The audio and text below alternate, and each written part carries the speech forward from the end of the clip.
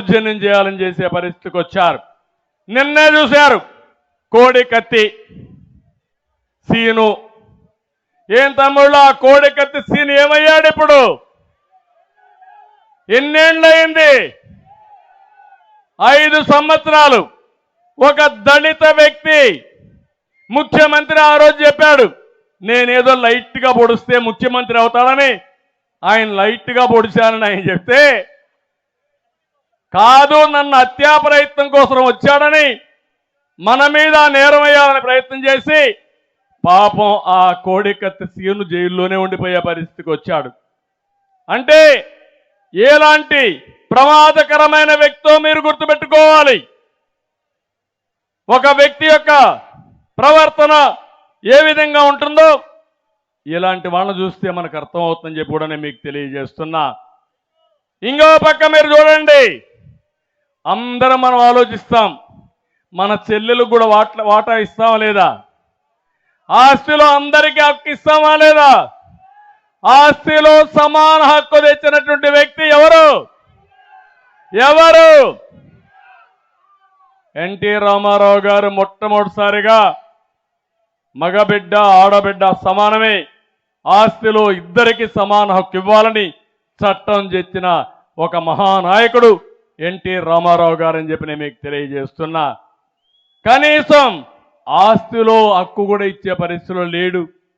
మొన్నటి వరకు మీరు చూశారు ఏ విధంగా మాట్లాడారో.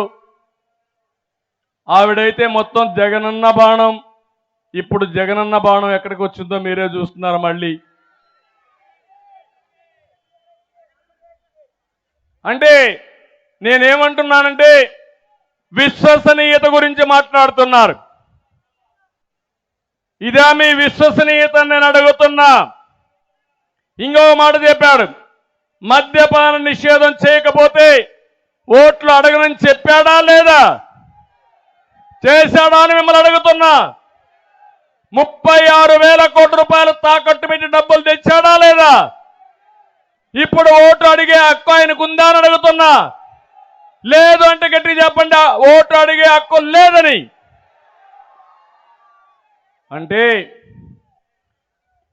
కథలన్నీ చెప్పి తాగుబోతుల బలహీనత అడ్డం పెట్టుకుని ఇంకా ఎక్కువ తాగిచ్చాలని 36,000 కోట్ల రూపాయలు అప్పు తెచ్చి నాకు విశ్వసనీయత ఉందని మాట్లాడే వ్యక్తుల్ని ఏమనాలి నాకైతే అర్థం కావడం లేదు.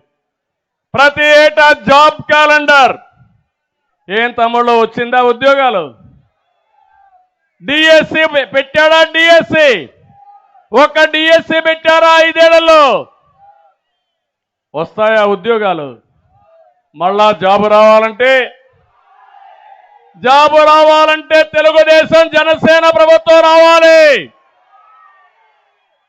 తెలుగుదేశం జనసేన ప్రభుత్వం వస్తే యువతకు హామీ ఇస్తున్నా, ప్రతి ఒక్కరికి ఉద్యోగం కల్పించే బాధ్యత మాది అని మరొక్కసారి హామీ ఇస్తున్నా.